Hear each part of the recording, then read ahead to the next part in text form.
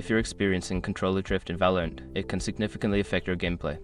This guide will help you troubleshoot and fix the issue step by step.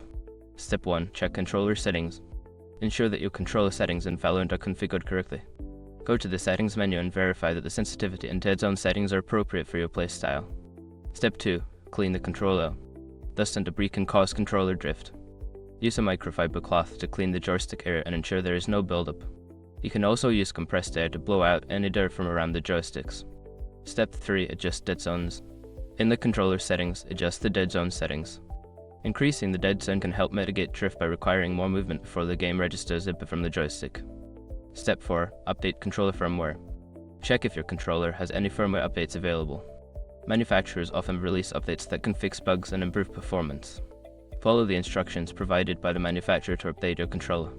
Step 5. Test on another device. To determine if the issue is with the controller or the game, test it on another device or game. If the drift persists, the problem may be with the controller itself, and you might need to consider repairs or replacement. By following these steps, you should be able to reduce or eliminate controller drift in Valorant, improving your overall gaming experience.